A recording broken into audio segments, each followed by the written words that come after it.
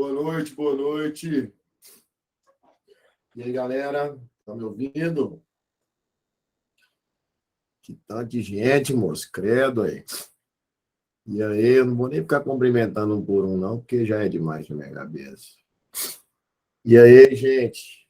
Giovana, Tani, Bruna. Zé Lobinho, quanto tempo? Tem uns 15 minutos. Laura. Josi? Deus me livre. Semana que vem eu não vou ver vocês, não, né? Não é possível. E aí, Duda? E aí, gente? Oi, Laura. Oi, Lude. Não, semana que vem eu vou passar mal demais semana que vem. Semana que vem eu vou não tá bom, não vou estar bom, não. Deus. Nem brinca, né? Tá chegando. Não. Dá para sacrificar mais um pouquinho. O foda é que essa semana é semana de humanas do Enem, né, cara? Tô dando aula pra caralho essa semana. Mas tá bom, posso reclamar, não. É nóis. Gente, tá tudo certo? Oi, Júlia. Quanto tempo também, né? Meu filho, eu sou sindicalista. Se eu tiver de atestado médico, ninguém me obriga a trabalhar, não. Com certeza eu estou ganhando dinheiro, meu filho. Você acha que eu faço isso aqui por amor? Acho que eu nasci para educar os jovens. Uhum. Eu amo outras coisas. Não vem ao caso. Ai, galera, bora, bora. Oi, Mariana, tem mesmo, né? Fala, Renan. E aí, Giovana? Galerinha, vamos lá. Tá tudo certo? Vocês estão vendo meu quadro? Vocês estão me ouvindo bem? O áudio tá massa? Sim. O microfoninho tá legal? Que aula online com áudio ruim é de cagar. Oi, Rafa. O que você tá fazendo aqui? Vou te denunciar lá no Simbos, hein? Bora. Gente, eu tava até falando com os meninos. Eu acabei de sair da aula da turminha continuação do Keitor. Continuação do quê, menino? É continuação. Começou a aula agora, é a primeira aula que tem desse treino. Eu estava até mostrando para os meninos sobre isso aqui, ó. Eu até comentei no começo da outra aula que eu iria mostrar isso aqui de novo, né? O cara fica lá viajando, fica mais por fora que bunda de índio. Aí fica dando essas ratas aqui agora. O que eu fiz ontem para poder mostrar? Eu sempre faço isso aqui nas minhas específicas, para mostrar para você que, tipo, eu não estou aqui te orientando no escuro, não. Tá? E eu fiz um levantamento dos últimos 3 semestres para você perceber o porquê a história de Goiás é tão importante na Unirv. Entendeu? E aí, só para você ter uma noção, quem de vocês vai fazer o Unirv pela primeira vez? Quem não fez ainda, vocês? Vão fazer o Unirv pela primeira vez? Galera, ó. Vocês estão prontos para fazer a pior prova da sua vida? Não a pior de difícil.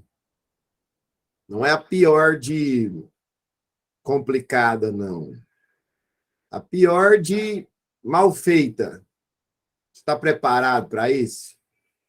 De tipo, né? A gente estava até conversando ali agora há pouco, a galera que fez Formosa no semestre passado, e aí viu o gabarito e fala, porra, acertei quase tudo, e aí no outro dia eles anularam a prova inteira. Você está pronto para isso? De você pensar assim, passei, no outro dia anularam todas as questões? De ter gabarito errado e eles não corrigir, entendeu? É isso, a Unirv é isso. Principalmente em história, cara, eu acho não. Não tem nenhuma matéria que anula mais questões do que história. Não tem. Para ver. Não tem nenhuma matéria na Unirv que anula mais questões do que história. A Unirv já anulou a prova de história inteira umas 3, 4 vezes. É impressionante, brother. Eu fico puto. Né? Semestre passado, a galera que me segue no Instagram lembra. Eu coloquei lá, eu falei, ó, essa questão de tal vestibular, os caras clonaram questões de outros vestibulares. Entendeu? Os caras é um lixo. Lembrando que eu estou aqui criticando o vestibular. Não estou criticando a universidade, eu nunca estudei lá. Eu, infelizmente, não fiz medicina. Eu, infelizmente, virei professor de história. Eu era um mau aluno. Eu nunca me dediquei na vida. O único curso que eu consegui passar foi história. Não estou falando da faculdade. Estou falando da prova. Estou falando do vestibular. Entendeu? Para de rir, gente. É a realidade, velho. Os caras perguntam para mim direto, professor, o senhor era bom aluno? Eu falei, meu filho, eu fiz história. Como é que um bom aluno faz história, cara? Entendeu? Que bom aluno que faz história. Bom aluno faz medicina, o cara foi lá, faz direito numa faculdade foda, passa para engenharia no ITA, entendeu? O cara que escolhe história porque era o curso fácil de passar, entendeu? Mas vamos lá, volta aqui. E como eu estava explicando para vocês, é foda, cara. Eu fico frustrado porque a gente trabalha tanto, é, a gente estuda isso aqui, a gente faz essas aulas, tem muitos de vocês que fazem minha específica, a gente se dedica e chega lá, os caras cometem erros todo semestre, os caras cometem os mesmos erros, questões anuladas, questões plagiadas. Só que eles não vão mudar, né, cara? Estão ganhando dinheiro com isso e tá tudo bem. Entendeu? Ô, Giovana, não é uma coisa que eu consigo te responder isso, tá? Mas vamos tentar nos organizar nesse sentido aqui, para a gente poder esperar que dessa vez seja um pouco diferente, esperar que eles errem menos, porque eles vão errar. Eles vão errar, mas vamos torcer para errar menos. Olha só, galera, o último vestibular, as provas de 2022/2. Na prova de Aparecida, duas questões, uma de Goiás e uma de Renascimento Cultural. Certo? Na prova de Formosa, uma questão de Hebreus, Antiguidade Oriental, uma questão de independência da América Espanhola. Na prova de Goianésia, uma questão de Brasil Império, primeiro reinado, segundo reinado, regência, uma questão de Goiás. E na prova de Rio Verde, uma questão de Guerra Fria, uma questão de Goiás. Então, você percebe que na última prova, dos 3 vestibulares, dos 4 vestibulares, Aparecida, Formosa, Goianésia e Rio Verde, caiu Goiás em 3. Isso tem sido quase uma regra. Quase uma regra. O NIRV é uma prova que, atualmente, a gente pode chegar nessa prova e não cair nenhuma questão de história de Goiás e todo mundo sair do vestibular com a dedada no cu? Pode. Mas, pelo menos, não tem sido a tendência dos últimos anos. Né? A tendência dos últimos anos é que eles cobrem sempre uma questão de história de Goiás. Geografia de Goiás também cai muito. Quem está fazendo o NIRV aí já um semestre, 2 semestres, 9 semestres, sabe que geografia de Goiás também tem caído muito. Então, assim, ó, eu acabei de te mostrar. Falar, ó, eu acho que vai cair Goiás, gente. Não, eu não acho, eu tô te mostrando fato. Te mostrando fato. No semestre passado, de 4 provas, em 3 caiu Goiás. Vamos mais um semestre para trás. 2022/1. Aparecida, Primeira Guerra e Renascimento Cultural. Formosa, Proclamação da República e Independência da América Latina. Essa, por um momento, eu pensei, não vai cair Goiás mais. Entendeu? Aí, de repente, veio Goianésia. Goiás e Revoluções Liberais. Essa prova foi difícil, cara. Aí veio Rio Verde, Goiás e Roma. Entendeu? Ó, Goiás aparecendo aqui de novo. Ó, Goiás aparecendo aqui de novo. Aí, vamos voltar? Ou vamos caminhar mais uma prova? 2021/2. Goiás e Revolução Russa, Goiás e Revolução Puritana, Goiás e Guerra Fria, Roma e Pombal. Então, pensa comigo, das últimas 12 provas, Eu te mostrei 12 provas, são 4 campos, né? 12 provas. Nós tivemos 3, 6, 8 questões de Goiás, em 12. Né? Em 12 provas, em 24 questões, 8 caiu Goiás. É o tema mais recorrente. Concorda comigo? Nenhum tema é tão recorrente. Entendeu? Nenhum tema é tão recorrente quanto Goiás. Então, ir para muita coisa, é muita coisa. E é um conteúdo, a Unirv hoje está trazendo muita gente de fora, né? Acho que muitos de vocês que estão assistindo aí podem nem ser de Goiás. A Unirv tem muita gente de fora. Não, Sara, nessa aula eu vou resolver só as questões de Goiás. Essa aula é só para trabalhar a história de Goiás e resolver questões de Goiás. Tá? A Unirv, ela tem trazido muita gente de fora. E a galera de fora não sabe Goiás. Não sabe história de Goiás. Nem os goianos sabem a história de Goiás. A galera do Statera, a galera que já estudou no Statera, tem acesso às minhas aulas. Quem assistiu às aulas? Quem assistiu às aulas? A galera assistiu às aulas. Tá? Isso. A galera do Statera tem as aulas de História de Goiás todas.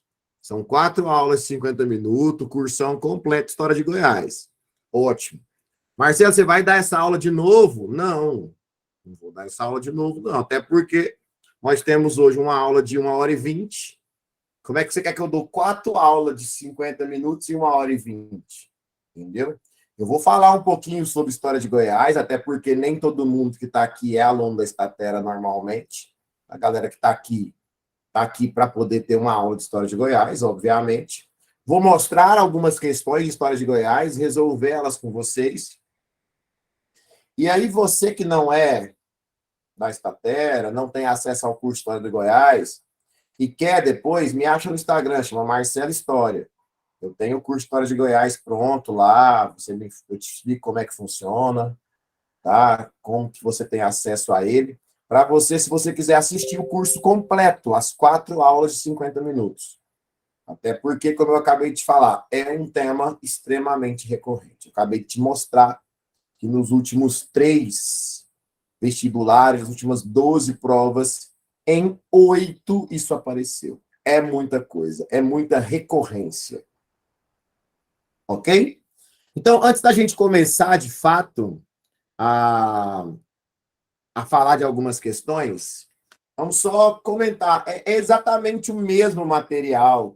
Esses dias para trás, uma menina falou para mim assim, nossa, Marcelo, mas semestre passado você deu essa mesma aula de História de Goiás. Eu falei, minha filha, o que você acha que mudou da História de Goiás do semestre passado para cá? Né?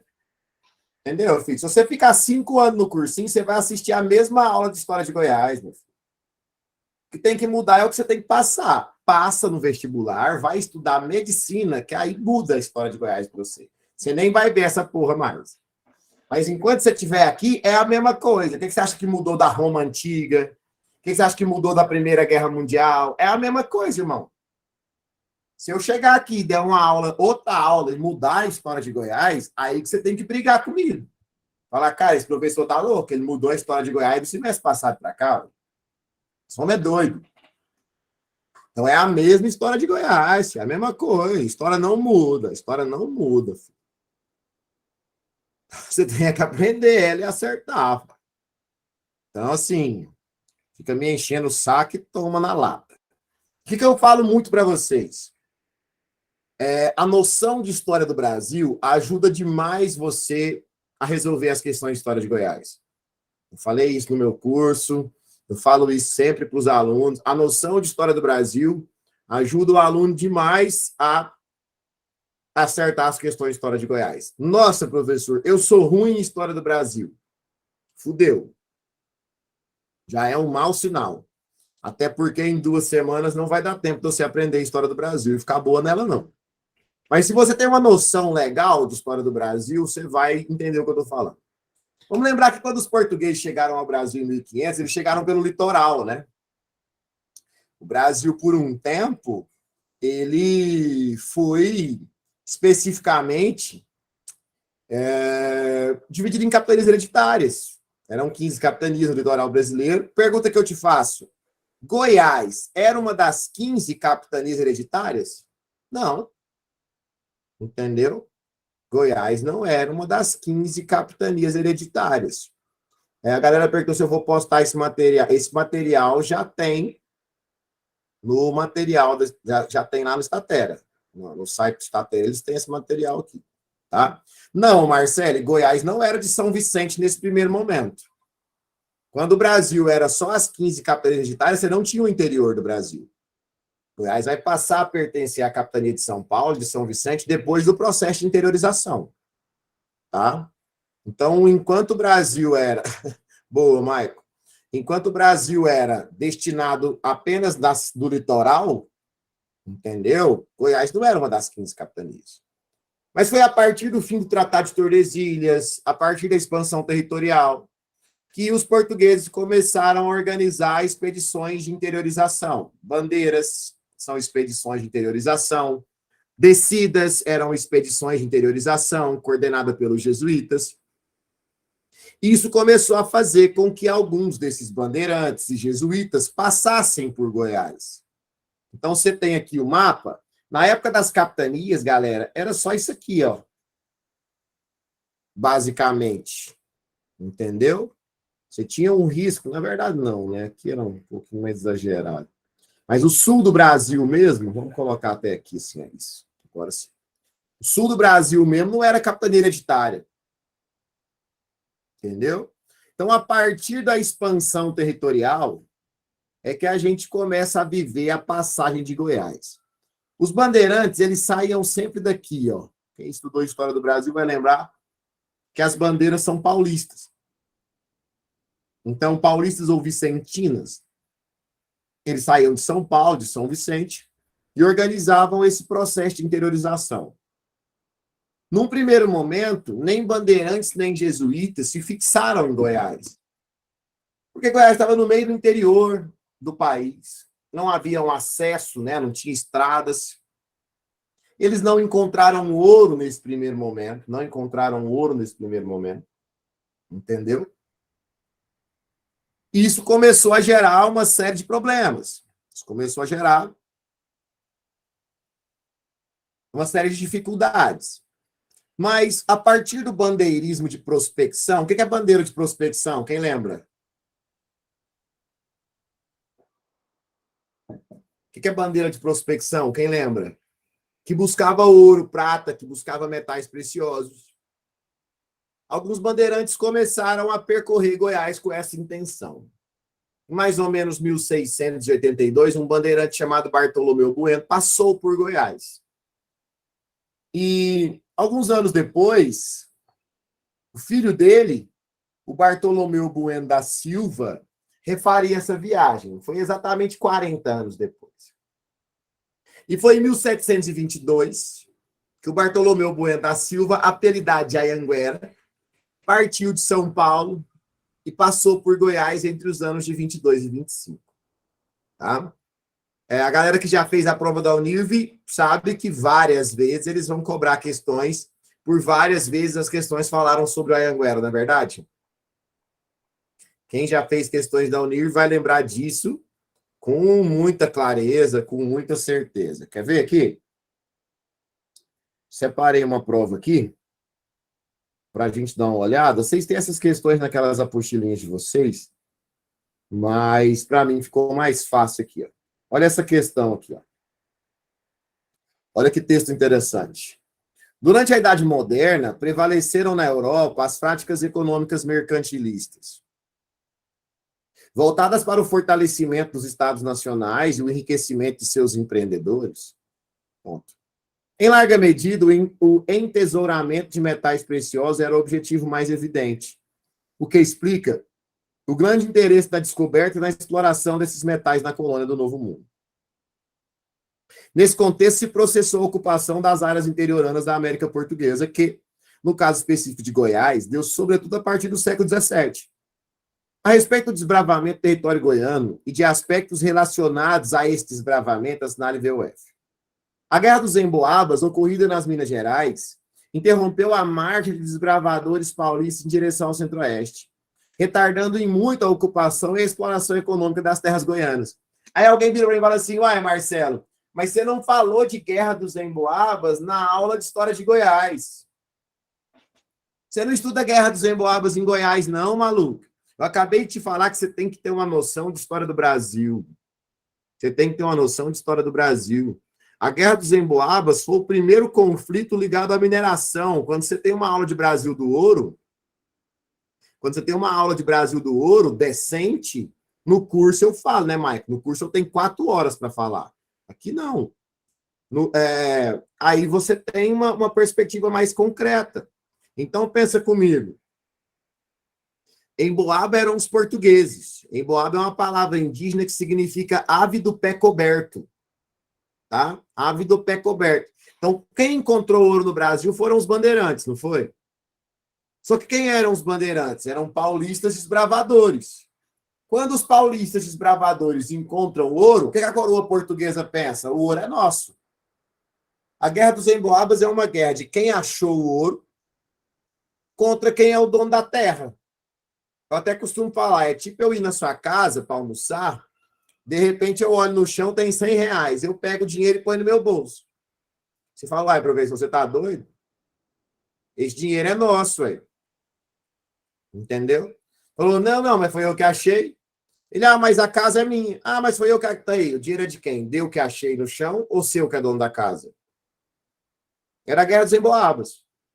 O ouro é de quem? Dos bandeirantes que achou ou dos portugueses que são dono da terra? Que eram os colonizadores. Isso foi a Guerra dos Emboabas. Se você raciocinar, você sabe quem venceu essa guerra. Quem venceu a guerra? Os Emboabas. E é importante você entender que a Guerra dos Emboabas não fez os portugueses proibir a ação bandeirista. Eu sempre falo isso na minha aula de História do Brasil. Sempre falo isso na minha aula de mineração.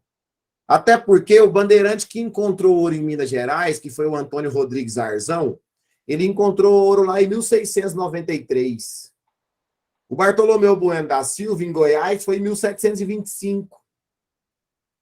Ou seja, você percebe que lá atrás, mesmo com os portugueses vencendo a Guerra dos Emboabas, a atividade bandeirista continuou a existir.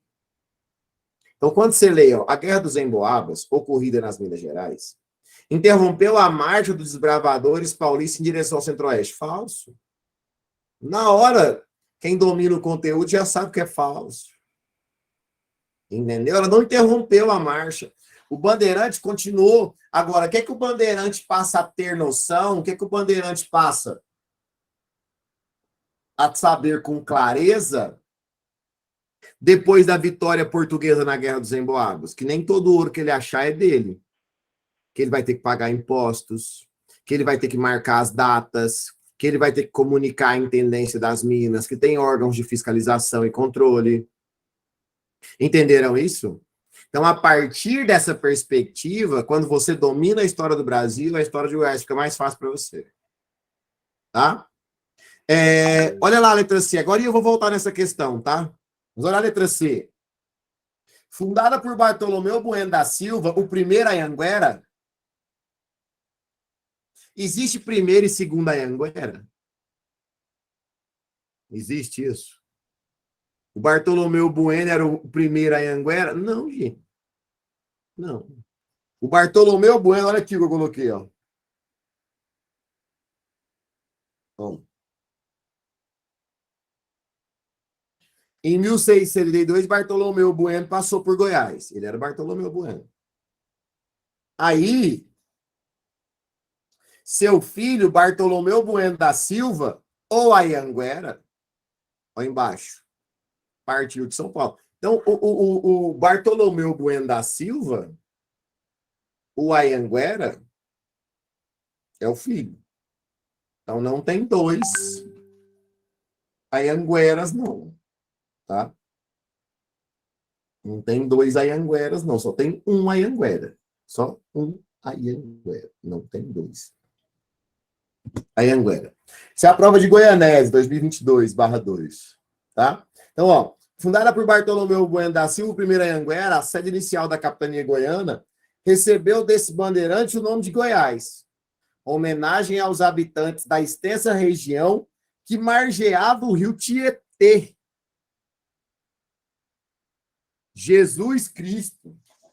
Poxa, você fez essa prova e você marcou verdadeiro, você não tinha que passar mesmo, não, na moral. Você tinha que ganhar um couro, entendeu?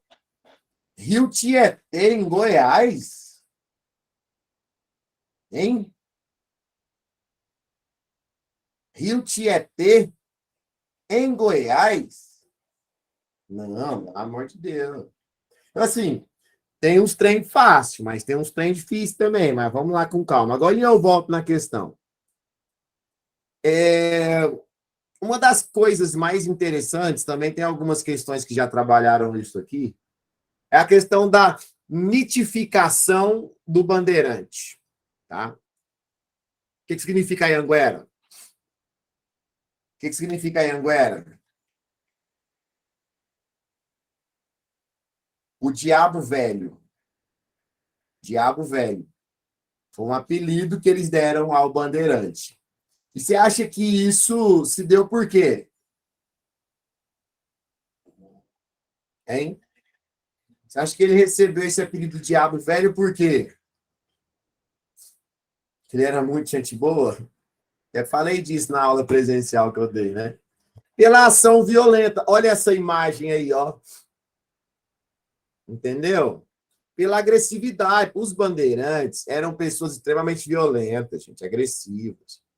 A maioria dos povos indígenas das terras onde esses bandeirantes passaram foram mortos, foram dizimados. As índias foram estupradas. Os índios foram assassinados, foram massacrados. Em Goiás, nós tínhamos aqui os goiás, os abacanoeiros. Nós tínhamos várias tribos aqui. Cadê os índios aqui de Goiás? Onde é que eles estão? Para onde eles foram? Entendeu? Então, o Anhanguera é o diabo velho. Ele recebe esse apelido justamente pela ação violenta que ele proporcionou. Entendeu? Pela agressividade que foi o seu movimento. Isso é fato. Agora, ao mesmo tempo, a história de Goiás, ela vai privilegiar o quê? A história de Goiás, ela vai exaltar o quê? A questão dele ser um desbravador. A questão dele ser o cara que chegou no território, que ocupou, que descobriu o ouro. Então, existe a mitificação do bandeirante. Não sei quem já viu aqui em Goiânia essa estátua lá no centro da cidade. Espera aí que já vai subir aqui, o quadro está um pouco mais lento aí, ó. Essa é a estátua do Anhanguera. Hã? Tá vendo? Usando um chapéu, uma bota, com uma espingarda na mão, com uma bateia. O que significa essa bateia, galera? O que significa essa bateia na mão dele? É uma caracterização da principal arma de instrumento de trabalho, entendeu? Principal tipo de mineração estabelecida em Goiás era a mineração de aluvionamento. O ouro de aluvião. O que é ouro de aluvião? Hã? Aquele ouro dos faiscadores, né? Encontrado nos rios. Tá bom? Então, esse é o ouro de aluvião, é o processo de faiscadores nos rios. Aqueles ouros encontrados com a bateia é tipo uma peneira, né? É um tipo característico da mineração em Goiás. A população da capitania ela aumentou com o decorrer do tempo da mineração. Né? O Bandeirante, o Anhanguera, não chegou em 25? Em 36, 20 mil, em 50, 40 mil, em 83, 60 mil. Agora, me conta uma coisa. Por que no começo do século XIX começa a diminuir? Por que no começo do século XIX começa a diminuir? Ouro é uma riqueza natural não renovável. O que isso quer dizer? Ele esgota, né? Ele esgota. E o esgotamento de ouro gera um decréscimo populacional. Coloquei aqui também ó, sobre os primeiros povoados. Algumas questões já vão citar isso. Espera aí que eu estou esperando o quadro mostrar para nós. Quando os bandeirantes se fixaram aqui, os portugueses começaram a chegar e o povoamento começou a se organizar, povoados como Santa Cruz, Santa Luzia, Meia Ponte. Santa Luzia virou Lusiânia, né? Meia Ponte virou quem? Pirinópolis. Santana virou Cidade de Goiás. Arraia, São Félix. Marcelo, mas isso aí não era o Tocantins? O que você está esquecendo de analisar? O que você está esquecendo de analisar quando você fala sobre isso? Que não tinha separação, eram juntos, né? Separação vai se dar só nos anos 80, lá na reabertura democrática brasileira pós-ditadura militar. Cavalcante, Natividade, Porto Real, Água Quente, Muquem, são povoados importantes. A fase da mineração ela foi muito importante. Ela trouxe para nós algumas transformações. Só que eu quero trazer para você é justamente isso aqui agora. Ó. O que o esgotamento do ouro trouxe para nós?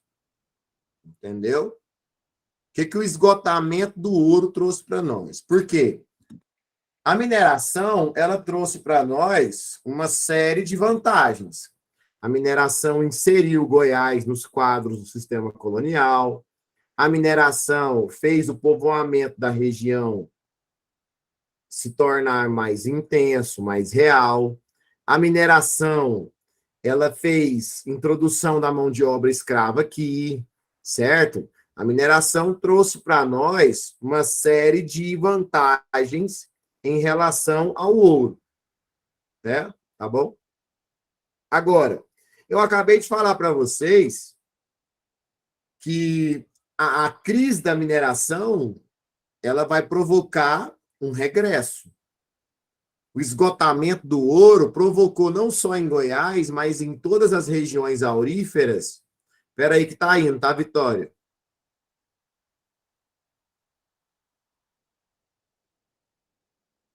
Você não tá vendo o quadro, não, Vitória?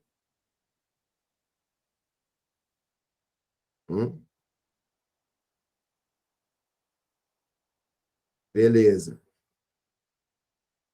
Você também não tá vendo o quadro, não, Giovana? Ah, então tá bom. Vocês estão no colégio? Roubando a internet da padaria? Não? Beleza. E o esgotamento aurífero vai trazer uma série de problemas. Exemplo, regressão das riquezas, diminuição da população, né? Isolamento da capitania, porque muita gente foi para a região de Goiás porque tinha ouro. Isso aconteceu também em Minas Gerais, isso aconteceu também no Mato Grosso. Pobreza, fome, ruralização social, distanciamento entre as regiões norte e sul de Goiás. Então, a crise da mineração começa a trazer alguns problemas. E aí, isso vai fazer com que a gente perceba lá nas questões também uma observação. Porque, entenda, isso aqui é uma característica de Brasil do Ouro.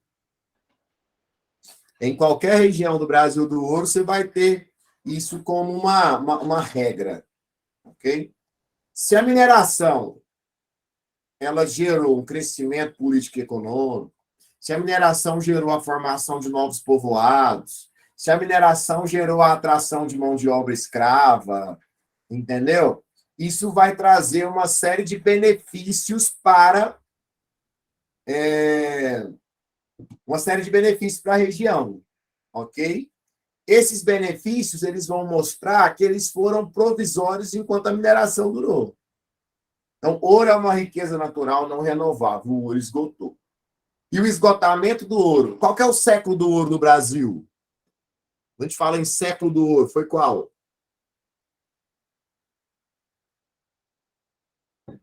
O século XVIII.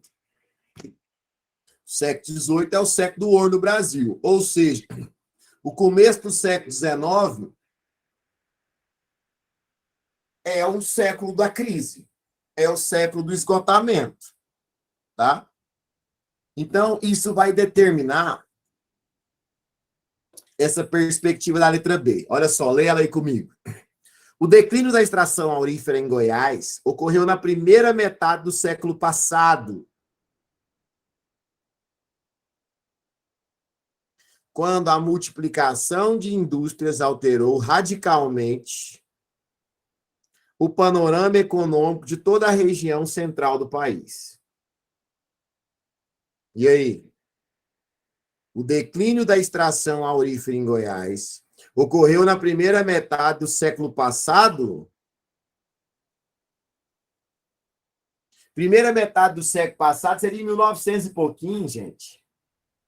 Isso faz algum sentido? Nenhuma, né? Tá? E aí, dessa questão, fica faltando a letra D, ó. A ação dos desbravadores foi severamente punida pela metrópole portuguesa, receosa de que as riquezas eventualmente encontradas no interior da colônia fossem contrabandeadas e escapassem ao fisco lusitano. Entendeu? A ação dos desbravadores foi severamente punida pela metrópole portuguesa, receosa de que as riquezas eventualmente encontradas no interior da colônia fossem contrabandeadas. Gente, eu acabei de falar para vocês. A coroa portuguesa vence a Guerra dos Emboabas, mas ela vai impedir o bandeirismo? Ela vai impedir os desbravadores? Ela vai impedir esses movimentos? Ela não vai impedir esses movimentos. Entenderam isso? Tá? Entendeu isso? Que foi vitória? E também não foi na primeira parte do século. Tá? Mas a letra D não está falando sobre isso. Tá? Entendeu? Heitor, vamos uma coisa de cada vez? Eu tô lá em mineração. Eu tô falando lá de um processo.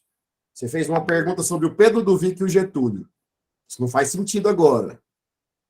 Entendeu? É uma coisa de cada vez. Eu preciso trabalhar a história de Goiás de forma cronológica. Entendeu? Agora, nós não estamos falando desse assunto. Então vamos chegar lá. Senão vai virar uma bagunça. História não se trabalha dessa forma. Tá? Essa é a primeira questão que a gente está falando. Ok? Tá? Nós resolvemos a letra C agora em pouco, Maicon. Não foi agora em seguida. Eu resolvi a A e a C.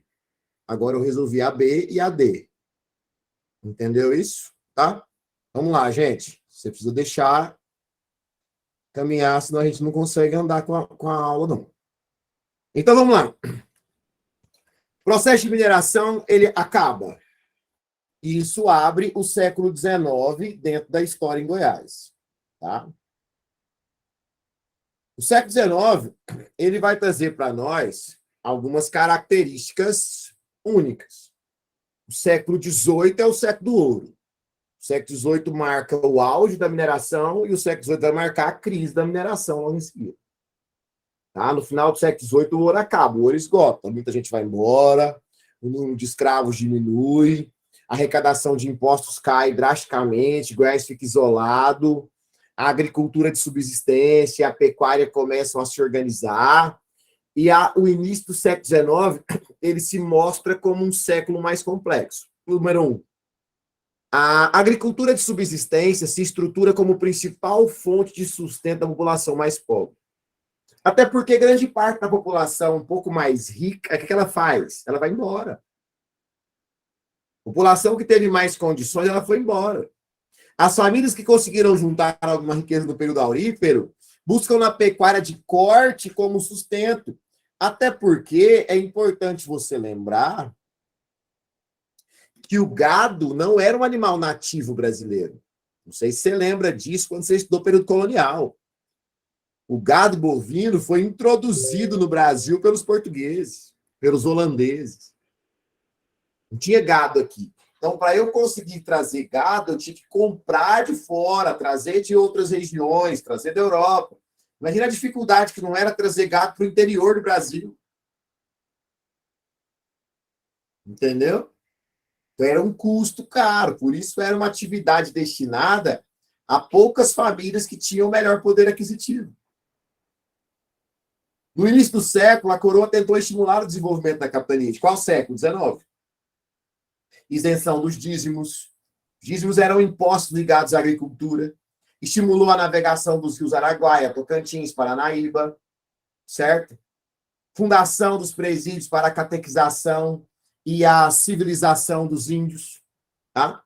Então, essa perspectiva, ela se dá a partir de uma série de contextos dentro da ideia de como o século XIX começou a se construir. E lembra que eu falei para vocês que é importante você ter uma noção sobre a história do Brasil ligada à história geral? Né? A história de Goiás? Tipo, no começo do século XIX, qual é o principal marco da história do Brasil? A chegada da família real. Lembra disso? A chegada da família real trouxe para nós essa perspectiva de trazer gente de fora. É importante você lembrar, quem já estudou essa matéria sabe, que não veio só a família real. Vieram membros da corte portuguesa, vieram membros da corte europeia. Então, muita gente veio para cá e essa galera começou a viajar pelo Brasil. E muitos deles percorreram e passaram por Goiás. Entendeu? Por quê? Ó, território percorrido por viajantes. Principais motivos, eles vieram para cá por causa de Napoleão, mas percorreram Goiás por que razão? Conhecimento científico, para procurar as riquezas naturais. Era um certo espírito aventureiro que existia nessa galera. E ao percorrer e ao passar por Goiás, alguns desses viajantes deixaram alguns relatos sobre nós. Entendeu? Alguns viajantes deixaram alguns relatos sobre nós. E quais relatos se destacaram? Quais relatos vão ser mais importantes dentro dessa perspectiva? Isolamento social e econômico. Goiás vive isolado. Uma região de extrema pobreza. Péssima estrutura de estradas. Lembrando que eu estou falando do século XIX, né? Ó, o que é ócio? O que é ócio? Sem trabalho, não precisamos fazer nada. Indolentes, sem dó, sem piedade, sem nenhum tipo de sentimento. Práticas anticristãs. E a propagação negativa de um estigma de atraso. Foi criado um ideal de goianice, né? O ideal que isso aqui era uma roça. Coisa de goiano, né? Ah, isso é coisa de goiano. Ah, isso é coisa de roceiro. O goiano se torna aquela figura do matuto.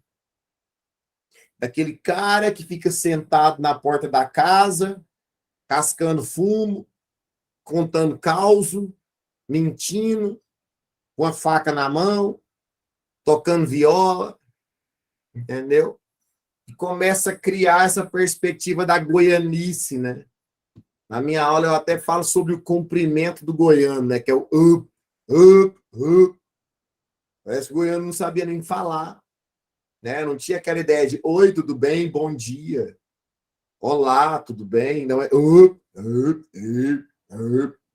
Parece que tá mugindo, parecia um bicho. Isso tudo, de certa forma, assustava as pessoas. Isso tudo, de certa forma, criava em nós um estigma de atraso muito forte. E isso começou a se propagar. E essa propagação desse estigma de atraso não foi bom para nós, né? Essa propagação do estigma de atraso, de certa forma, impedia pessoas de querer vir para Goiás. E isso gerava cada vez maior um crescimento desse sentimento. Qual foi o segundo grande acontecimento da história do Brasil no começo do século XIX? A independência. A família real chegou em 1808. A independência do Brasil aconteceu em que ano? 1822. Tá? E essa independência, eu não sei se você lembra de estudar isso em História do Brasil, ela provocou a eclosão de movimentos separatistas por todo o país. Nós tivemos a Inconfidência Mineira, nós tivemos a Conjuração Baiana, Nós tivemos a Revolução Pernambucana. Então, vários movimentos se propagaram pelo Brasil e começaram a demonstrar a característica desse desejo separatista. Houve movimento separatista em Goiás? Sim. Em Vila Boa, na capital, houve a proclamação insubordinada. Liderados pelo padre Luiz Bartolomeu, eles pretendiam derrubar o governo, pretendiam separar Goiás do Brasil. Até estava falando de Inconfidência Mineira, hoje numa escola mais cedo, que eu falava, galera, a galera da Inconfidência Mineira faltou uma aula de geografia, a galera de Goiás também, né? Como é que tem movimento separatista em Goiás? Como é que tem movimento separatista em Minas Gerais? Como é que vai se separar se nós estamos no meio do território? Imagina, como é que Goiás ia virar um país? Né? Minas Gerais, Mato Grosso, Tocantins. Mas houve tentativas desse movimento. A questão geográfica pode ser apontada como uma questão de fracasso desses movimentos? Claro que sim. E aí, a partir da segunda metade do século XIX, começam a se formar as oligarquias. As famílias mais tradicionais, as famílias donas das terras, mais ricas, certo? Os grupos políticos liberais e conservadores, eles começam a aparecer.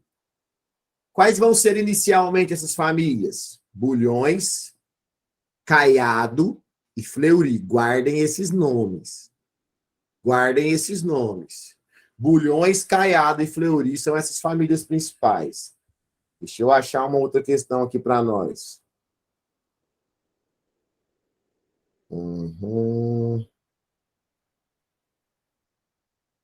Aqui. Deixa eu ver só qual prova que é essa aqui para me avisar vocês. É isso aqui mesmo.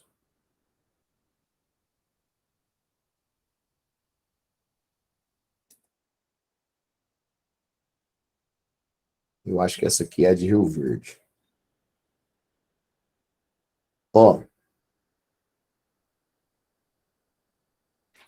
Questão sobre o século XIX, sobre o que a gente estava falando. As grandes distâncias entre as diferentes províncias e a corte, 2022 também essa prova, tá, gente? Também 2022/1. Não, /2, 2022/2. É a questão 6, eu acho que é a de Rio Verde. As grandes distâncias entre as diferentes províncias e a corte vão trazer à administração centralizada sérios problemas. Em Goiás, os presidentes exerciam grande influência na vida política. Eram de livre escolha do poder central, sem vínculos familiares à terra, o que descontentava os políticos locais. Nossos representantes na Câmara Alta, deputados e senadores, embora eleitos, eram nomes impostos pelos ministérios e quase sempre filiados de outras províncias. A Assembleia Provincial e a Câmara dos Vereadores funcionava de acordo com as ordens e os interesses do presidente da província. Presidente da província, gente, é o que nós chamamos de governador hoje em dia. Tá? Presidente de província é o que a gente chama de governador. Os presidentes das províncias do século XIX, eles eram indicados pelo rei, que no caso era o Dom Pedro I, depois foi o Dom Pedro II. Tá? Esse texto é do Luiz Palacim. Luiz Palacim era um padre da Igreja Católica, foi até professor da Universidade Católica de Goiás. O cara muito não fala. Esse cara foi meu professor na universidade. É um dos teóricos mais conhecidos de história de Goiás, se usa muito texto do Palacim nas questões de história. Mas vamos lá. Assinale BOF para as alternativas. As condições socioeconômicas do Brasil não possibilitaram uma ação administrativa satisfatória em Goiás durante o século XIX.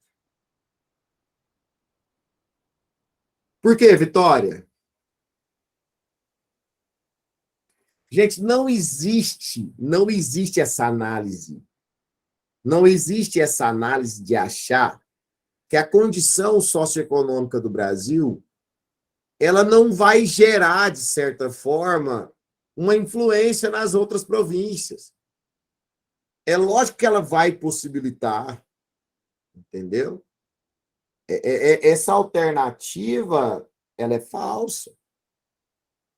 As condições socioeconômicas do Brasil possibilitariam uma ação mais satisfatória em Goiás.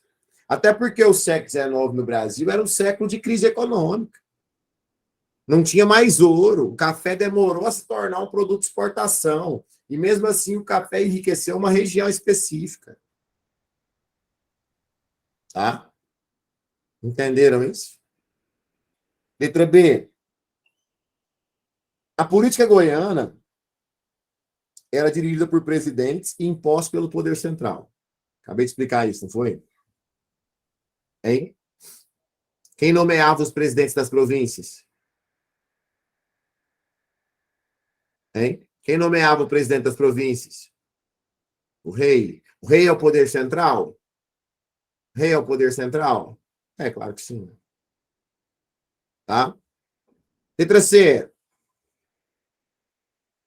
Nas últimas décadas do século XIX, os grupos locais, desejosos de tomarem o poder para si, em nome do nascimento de uma consciência política, fundaram partidos políticos e jornais.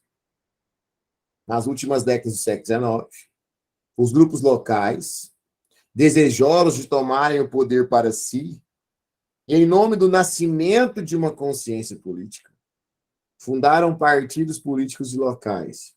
O que você acha? Vamos voltar para o meu quadro? Ó.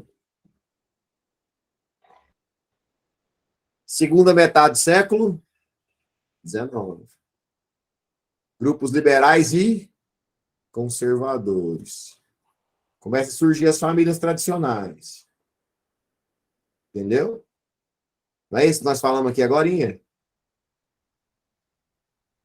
Hã? Tá? Sabe o que é o engraçado? Essa questão, inclusive, foi tema de recurso de uma galera.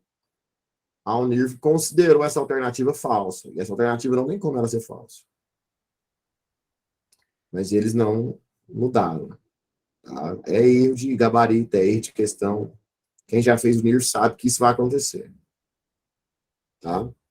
Os grupos locais foram formados na segunda metade do século XIX. A ideia, os jornais, a matutina Meia Pontense. Então, assim, o NIRV. Tá? Depende, Mike. Depende. Tem questão que é anulado, tem questão que eles cagam. Não tem uma regra, não.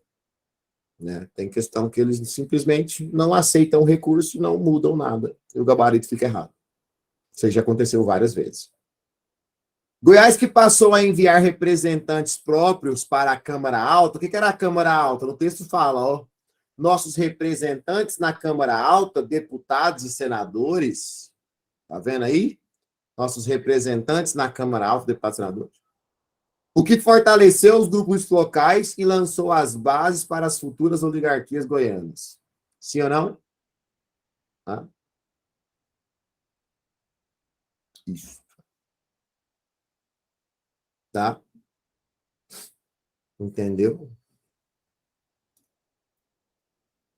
Então, Goiás passou a enviar representantes próprios para a Câmara Alta. Fala, Josi.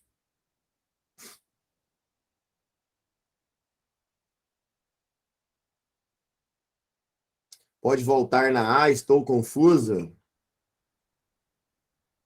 Vamos lá. As condições socioeconômicas do Brasil não possibilitaram uma ação administrativa satisfatória em Goiás durante o século XIX. Hã?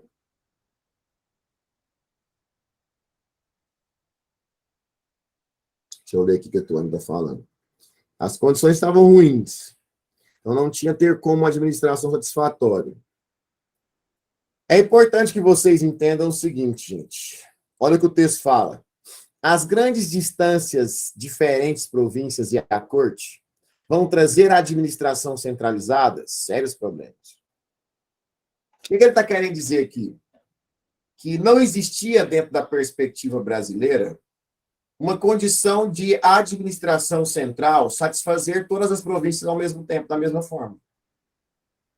Era impossível para o governo brasileiro no século XIX, do rei Dom Pedro I ou Dom Pedro II, satisfazer administrativamente Goiás, São Paulo, Minas Gerais, Bahia, Pernambuco, Grão-Pará, da mesma maneira.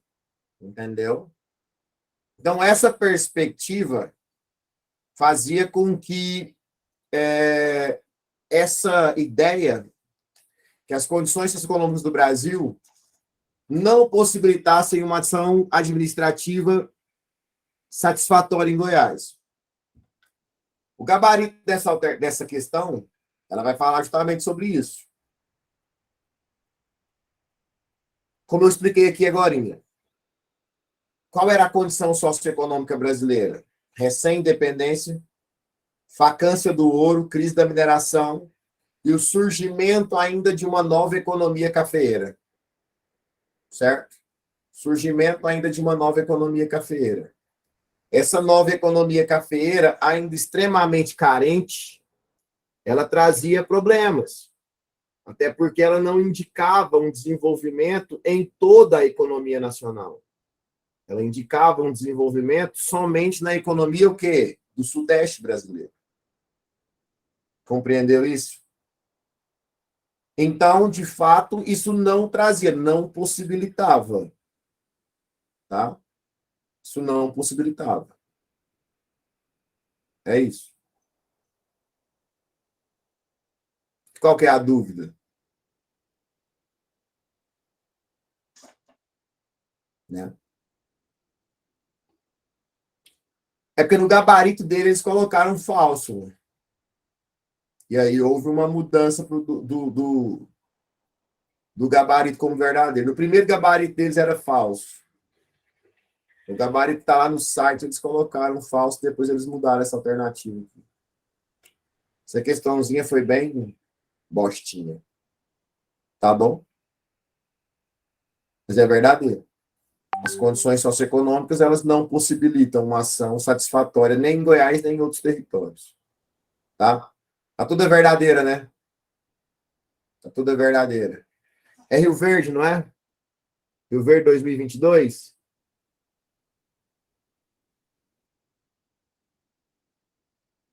Isso aí. Tudo é verdadeiro. Tá? Você não me respondeu por que os portugueses não impediram os bandeirantes. Mas para que o português queria impedir o bandeirante se o bandeirante era quem achava o ouro, Tuane? Entendeu?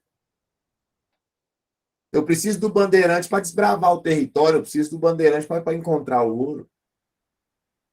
Para que impedir ele? É só colocar regras. Foi isso que nós falamos lá no começo da aula. Fechou? Bora lá, rapidinho.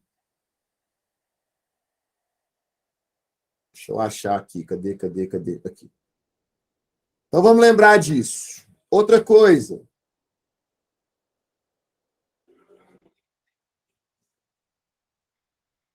No final do século XIX, nós começamos a... Peraí que já vai mostrar o quadro.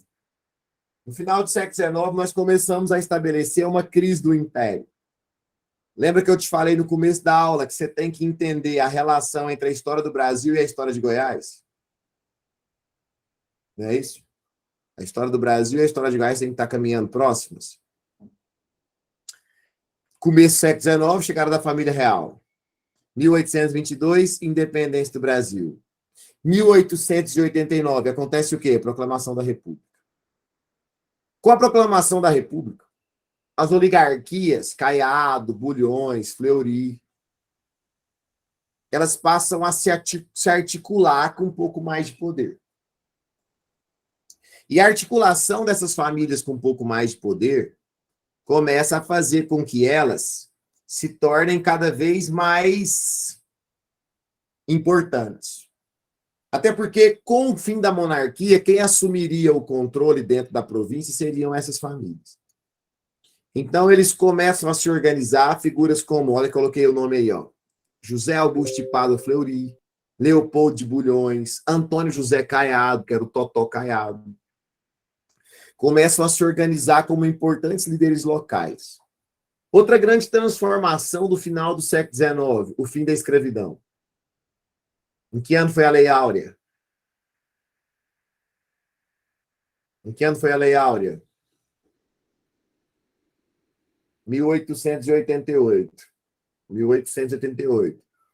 Se a gente encontrar uma alternativa dizendo que a Lei Áurea ela trouxe grandes impactos em Goiás, vai ser verdadeiro ou falso?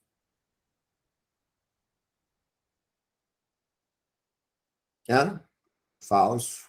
Falso, muito falso. Até porque a quantidade de escravos em Goiás, desde a crise da mineração, era muito pequena. Entendeu? A quantidade de escravos em Goiás, depois que o ouro acabou, era muito pequena. Olha só. 23, 24 mil. 72, 10 mil. 87, já a crise aurífera. Tinha um imposto, se você lembra da sua aula de mineração, tinha um imposto cobrado sobre a mineração, chamava captação. Quem lembra o que era captação? Quem lembra o que era captação? Era o imposto pago por cabeça de escravo, né? Então, por cada cabeça de escravo que você possuía, ou por bateia, era por cabeça de escravo ou bateia, você tinha que pagar o imposto. Então, pensa, eu era um minerador, eu tinha lá 100 escravos trabalhando na minha mina. Aí, de repente, eu não estou achando mais ouro. O que eu vou fazer? O que eu vou fazer para diminuir meu prejuízo? Hã? Vou vender escravos para outra região. Tá? Vou vender escravos para outra região, isso é óbvio. Então, começou a diminuir. Quando a Lei Áurea foi assinada, a quantidade de escravos diminuiu consideravelmente. Entendeu isso? Tá? Foram apenas 90 escravos que ganharam a carta de alforria, né? Com a Lei Áurea não é um número estabelecido assim como esse, tá? A Lei Áurea não... Você tem um processo de alforria, eu não tenho essa informação, foram apenas 90 escravos não, Rebeca. Tá? Até porque em 87 você tinha 4.549 escravos. E aí nós temos, logo no ano seguinte, a Lei Áurea. Agora, a Lei Áurea ela não implicou na alforria exatamente de todos, até porque lei é uma coisa, o cumprimento dele é outra. A Lei Áurea libertou menos de 4 mil escravos em Goiás, certo? Outra questão muito importante para vocês pensarem é sobre a influência da Era Vargas na história de Goiás. Isso é muito cobrado. Tem também uma questão, deixa eu achar ela aqui. Deixa eu pegar aqui. Os gabaritos. Deixa eu ver se é essa de Primeira Guerra, essa de Renascimento. Aqui, ó. Essa questão aqui. Ó, interpretada como revolução que pôs fim ao predomínio das oligarquias no cenário político brasileiro, a Revolução de 30 contou com uma série de fatores conjunturais que explicam esse dado histórico. Essa revolução, embora sem raízes próprias em Goiás, teve uma significação profunda. Opa, essa porra. Peraí.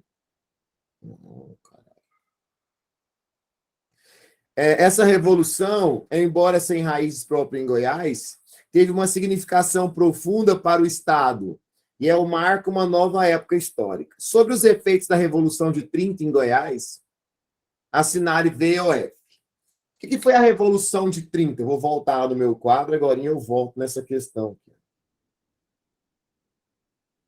O que foi a Revolução de 30, galera? Quem lembra?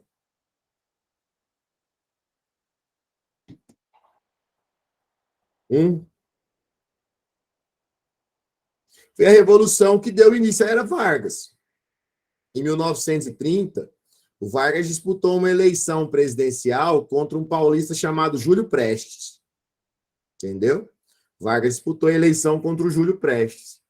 E o Vargas perdeu a eleição para o Júlio Prestes. O Júlio Prestes era o candidato de São Paulo. Júlio Prestes não tinha o apoio de outros estados. O Vargas ele era apoiado pela Aliança Liberal. A Aliança Liberal era formada por Minas Gerais, Rio Grande do Sul, Rio de Janeiro, Bahia, Paraíba.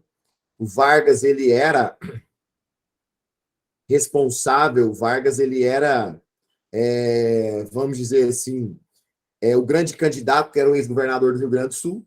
Só que o Vargas perdeu a eleição, até porque naquela época era voto de cabresto, era coronelismo, eram currais eleitorais, e não havia uma perspectiva muito democrática, não. Tá?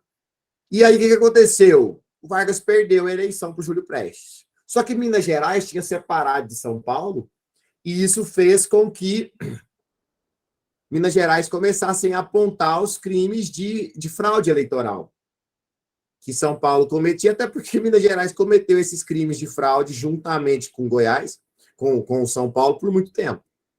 E aí o movimento tenentista apoiou a Aliança Liberal, houve um levante contra São Paulo, Júlio Prestes teve sua eleição cassada, o presidente, que era o Washington Luiz, foi deposto, e o Vargas assumiu de forma provisória, né?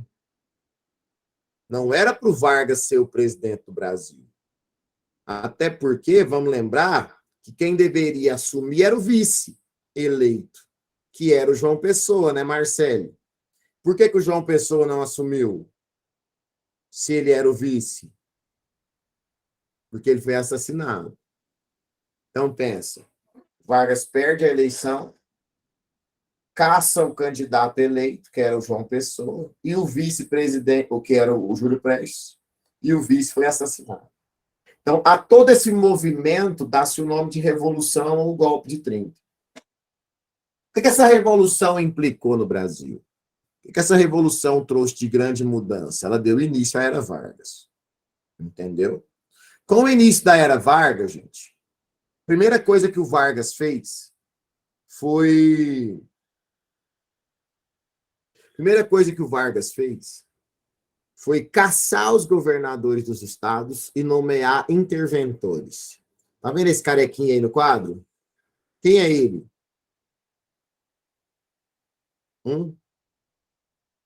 Pedro Ludovico Teixeira.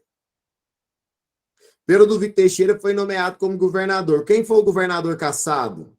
Antônio Ramos Caiado. O Totó Caiado. O Totó Caiado foi caçado, foi tirado do poder, entendeu? E foi nomeado doutor Pedro Ludovico. A principal intenção desses interventores era diminuir a ação dos coronéis. Era enfraquecer o poder do coronelismo. E aí é que justamente isso começa a acontecer.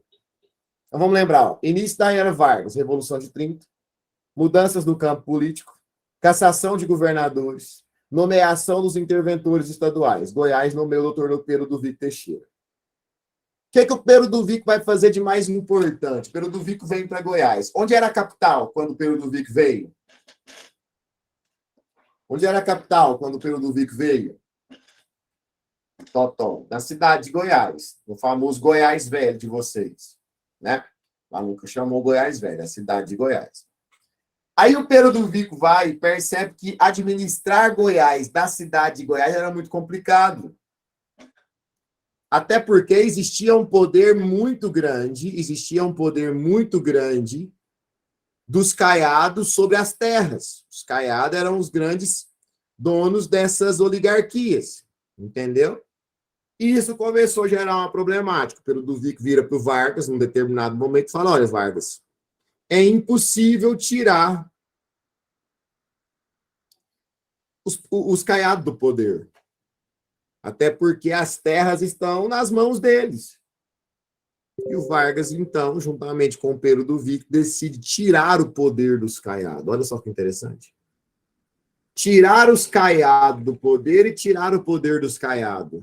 Qual seria a diferença?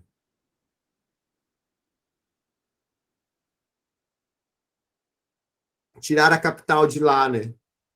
Construir uma Goiás nova. Quando Pedro Ludovico pensou na construção de uma nova capital, o nome Goiânia não existia. Entendeu? Quando Pedro Ludovico pensou na construção de uma nova capital, o nome Goiânia não existia. A ideia era, vamos construir uma nova Goiás.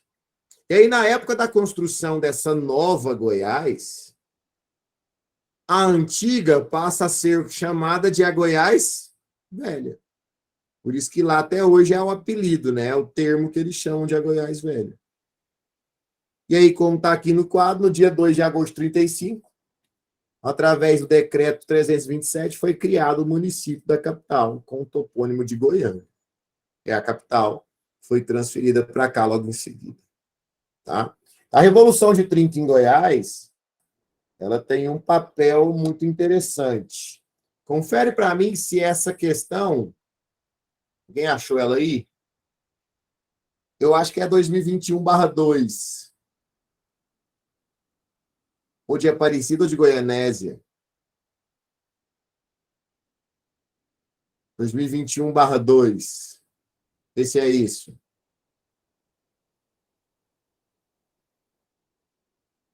E você acha ela aí para mim?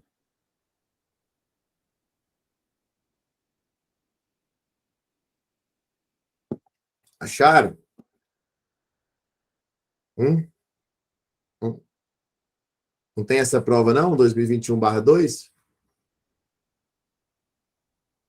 22/1? É, Pedro? Goianésia?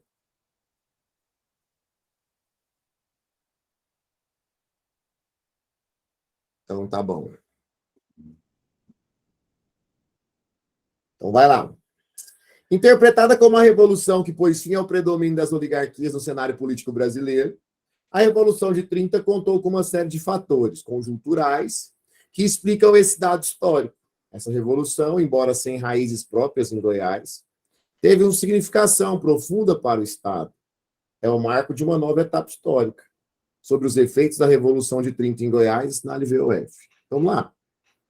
A partir da Revolução de 30, o governo de Goiás passou a propor como objetivo primordial o investimento na manutenção dos privilégios da oligarquia regional. E aí? Falso, né? A Revolução trouxe o enfraquecimento dessa oligarquia. Né? A Revolução de 30 provocou em Goiás a manutenção das oligarquias tradicionais do poder. Hã? Falso, né? Acabei de explicar. O que o Pedro Ludovico faz? Caça os governadores. Então, falso e falso. A Revolução de 30 foi uma revolução importada para Goiás, com o apoio da classe dominante descontente, e não se operou diretamente no campo social, mas no campo político. Hã? Verdadeiro, né? Verdadeiro. A Revolução de 30, ela foi importada, ela foi trazida para Goiás. O próprio texto fala disso. O próprio texto fala disso. Não? Ó, embora sem raízes próprias em Goiás, teve uma significação profunda para o Estado. A Revolução foi uma revolução importada para Goiás, com o apoio da classe dominante descontente. Isso. Qual que era a classe dominante descontente? As oligarquias dissidentes, as oligarquias fora do eixo Minas e São Paulo. E não se operou diretamente no campo social, mas no campo político. Entendeu? Quando ele fala oligarquias dominantes, ele está falando das oligarquias nacionais, especificamente falando, da Revolução de 30. Tá? Teve o apoio da classe dominante, até porque qual era a classe dominante em 30? Era o Vargas. Já não era mais o café com leite, já não era mais o coronelismo. Então teve o apoio da classe dominante, que estava descontente com o coronelismo. Entendeu? O campo social não tem nada a ver com apoio popular. Campo social são mudanças sociais, no sentido de reformas de questão contra a pobreza, fome, impostos. Não foi essa a mudança que a Revolução de 30 trouxe, foi política. Foi afastar governadores, foi mudar a capital. Entendeu? Tá? Em Goiás foi uma revolução que encontrou apoio na população dos grandes centros urbanos. E aí? Não, né? A gente nem tinha grandes centros urbanos. Nem Goiânia existia. Goiás tinham pequenos povoados. Certo? Tranquilo? É isso. Tá? Então, assim, várias questões sobre Goiás. Lembra, a intenção era fazer com que vocês conseguissem caminhar. Questões da história de Goiás não são tão simples. Você que não assistiu às aulas ainda, assista. Para você conseguir fazer melhor, porque você pode ter certeza que vai cair História de Goiás nas provas de vocês da próxima semana. Ok? É isso, chega, tá ótimo, tá bom demais. Tchau para vocês, até a próxima. É nóis. Falou.